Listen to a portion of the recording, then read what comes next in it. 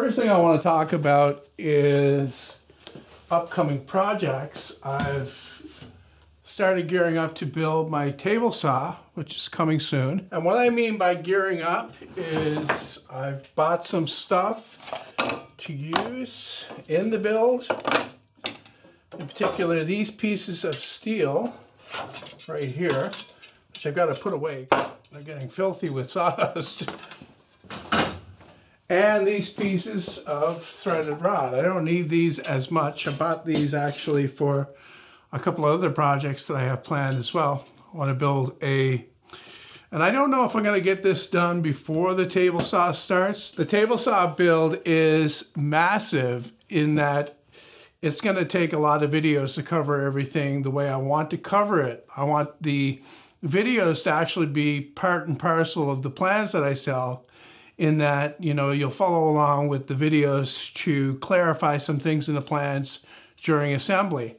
So that poses a bit of a problem because ideally I'd like to have the plans ready before I start making the build videos, but there are too many things that I have to work out during the build that I really can't do that. So I'll have to start the build videos before the plans come out.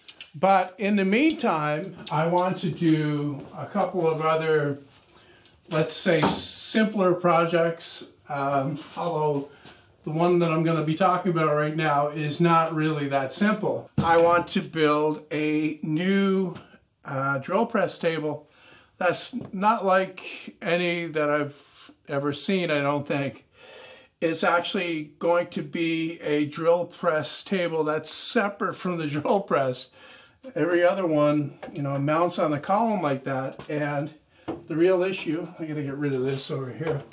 The real issue that I have with it is I have to reach around and turn this crank, which I extended when I put this on here to begin with, and then reach around the other side here to lock it up. And I don't like that. I would rather have the controls on the front to raise and lower. So I've been thinking of a way, like a 4-post design that uses 1/2-inch threaded rods, one in each corner, to lift and lower the table by a certain amount. And that way you'll get some precision there.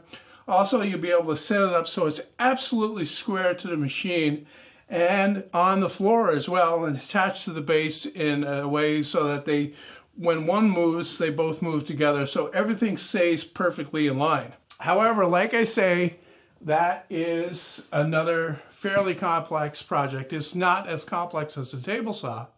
So that's the reason why I'm leaning towards getting that done before that. I want to make plans for that as well. And that always makes things way more complex than most people realize. When you have to take the time to make plans for something, everything has to be right. You know, you have to debug it endlessly. It takes a lot of time.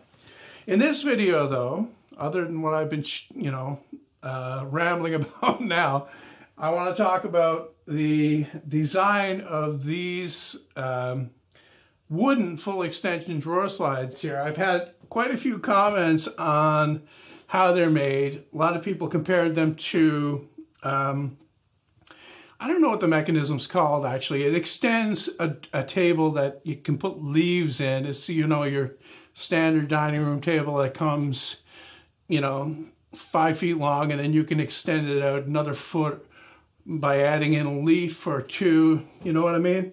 And it's similar to that. The mechanism is similar to that, but it's not exactly the same, and I'll explain why. The first thing that I really wanted to make sure that I could do was to make this narrow enough to be, a reasonable alternative to the metal one, which I don't have, so I can't compare it. Anyway, the space between the side of the drawer and the side of the cabinet is 3/4 of an inch. That's the total width of these parts all combined. Now it can be made narrower, but not by very much. You need the bearing surfaces that I have in here. The one that you get with the table, extending table, I'm going to call it an extending table, although I have no idea, is usually the center part is dovetailed, and it fits into dovetails on each side. And the problem with that is, for this type of application, is the load. The load is on the drawer here only. So when you put a weight inside the drawer, it pushes the drawer down, and then it has a tendency to pull this center section over this way at the top and downwards on the bottom. So if you have a dovetail arrangement in there, what you're actually doing is you're wedging it in there tighter. So I wanted to avoid that with this T-slot arrangement here, so that when you load this drawer, what it's doing is it's putting pressure right on this point right up here against the inside of the upper part of this slide here. A lot of people asked if the T-slot was necessary. Absolutely, it will not work without it. After you pull, the first thing is, after you pull the drawer out so far, it can come out of the slot if there's no T in there, so it locks it in. The other thing is, like I just explained here, it gives a place for that force to go to. So that's kind of a limiting factor for how much weight you can put in here. The other limiting factor for how much weight you can put in here is how stiff the material is that you use for that center section and for the other parts. Although the other parts, you can put as many screws in as you like, and that'll add a huge amount of support. Another fairly common comment was, okay, why don't you put the slot in the side of the drawer, the actual side of the drawer, and not make these parts? And of course you can do that. It's the only thing with that is you have to design the drawers and everything else around it to work with that type of thing. Whereas if you just build the slides separately, like a bunch of them at the same time, then you can put it wherever you want to and use it for, whatever you want to. Another problem with putting the slots in the side of the drawer, and a few other people mentioned putting it in the side of the cabinet as well, so you virtually eliminate all this other stuff here with the slide, is that if you run into wear, you're kind of limited to what you can do. With this as it is right now, if this slide starts to wear, you can always remove these screws in this top one right here and move it down to take up that wear. Also, another problem with putting the slots in the side of the drawer is you'll have to make the material that makes up the side of the drawer thicker to accommodate that. Also, if you want to put the slots in the side of the cabinet, that really complicates the cabinet build. And that's about the last thing you want to do, is to try to do all of the math and all the figuring out and avoiding making all the mistakes that can happen when you try to route those slots in. You have to route in a T-slot, after all. It won't work with just a regular square dado. Also, depends upon the makeup of the panels of your side of your cabinet. If they are a full width solid wood panel, and on the surface that seems like it would be okay for this kind of thing because you'd have continuous support. The only problem is your slide would be running on end grain rather than on long grain like it should be, as in this case right here. Had other comments on the stops that I put in. I had these plywood blocks in the back here to stop the drawer from going too far in.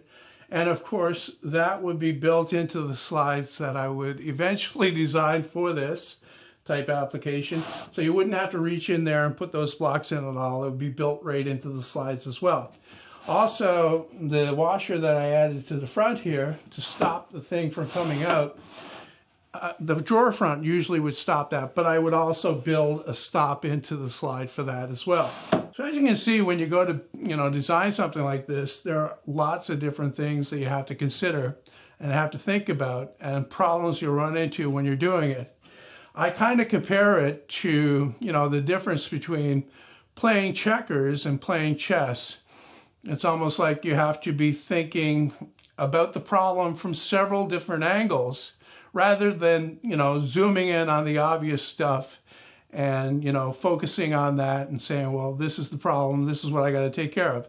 You have to look at the whole picture and how this part affects what you're doing, or that part affects this part, and so on and so forth.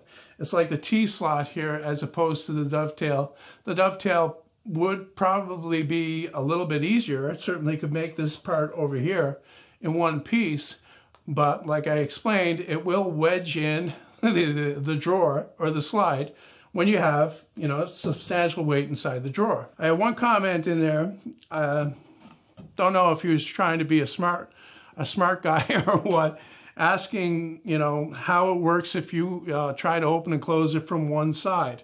Of course, you know, if you have a drawer, normally you'll have the pull in the center, so that's where you'll be pulling from. So that's what I did, pull it from the center.